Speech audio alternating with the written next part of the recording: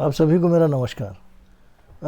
आपसे आज ऐसी विशेष बात ये करनी थी कि एक ऐसी मेरे पास कुंडली आ गई थी जिसमें जैसे कि कुंभ लगने की कुंडली थी और उसमें जो है 8वें घर में सूर्य बैठा हुआ है और छठे घर में चंद्रमा शनि के साथ है। तो इस तरह की एक कुंडली थी। तो उसमें जैसे सूर्य की जब महादशा आती है तो उस सूर्य से कनेक्टेड जो धातु है जैसे गोल्ड, तो वो व्यक्ति जो है काफ़ी परेशान हो जाता है। सूर्य की महादशा में कुंभ लगने की कुंडली है, ठीक है।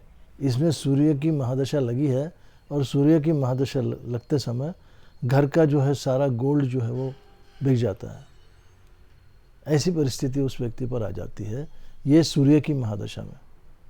और उसके बाद में जो सूर्य की 6 साल की महादशा है, 6 साल गुजरने के बाद में वो जैसे तैसे कुछ संभल पाता है तो चंद्रमा की महादशा आती है और चंद्रमा छठे भाव में बैठा हुआ है शनि के साथ में विषयोग बना करके। अब यहाँ पर जब चंद्रमा की जब महादशा लगती है तो ये व्यक्ति जो है इसके घर की जो है सारी चांदी बिक जाती है। उसमें चांदी के कलश है, चांदी के थालियाँ हैं, चांदी की समई है और ये सब सामान जो है करीब करीब लाख 1.5 लाख रुपए के आसपास की चांदी चंद्रमा की महादशा में बिक जाती है। तो मैं इसलिए स्पेशली ये बताना चाहता था कि सूर्य जब आया तो उसने जो सूर्य से कनेक्टेड जो सूर्य से जुड़ी हुई जो सामग्री धातु है उस धातु को उसने जब कुंभ लगने की कुंडली में 8वें घर के सूर्य की महादशा जब आई तो उस सूर्य ने सारा सोना बिकवा दिया। और वहीं चंद्रमा की जब महादशा आई तो चंद्रमा से कनेक्टेड उसकी जो धातु है चांदी, उसने सारी चांदी बिकवा दिया। तो आज मेरा इसीलिए आपसे विशेष करके इस पर बात करना चाहता था कि सूर्य का धातु सोना सूर्य की महादशा में बिक गया 6 साल की महादशा में, और चंद्रमा की अभी तो 10 साल की महादशा लगी है और चंद्रमा की महादशा में जो है सारी चांदी घर की बिक गई।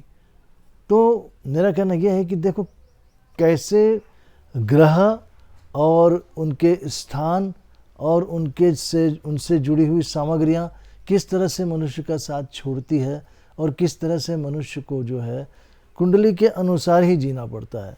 तो कहना यह है कि कर्म गति टारे टरत नाही। जो कर्मों का जो लेखा जोखा है वो आपका जो है वो टल नहीं सकता है, ठीक है।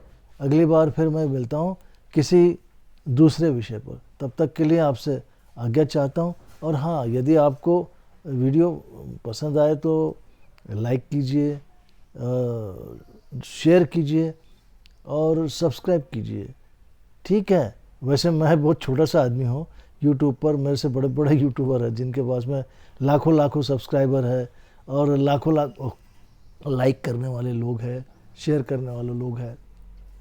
तो छोटा सा व्यक्ति हूँ, कुछ अनुभव मेरा पसंद आया तो ज़रूर देखिए और लाइक कीजिए, ठीक है।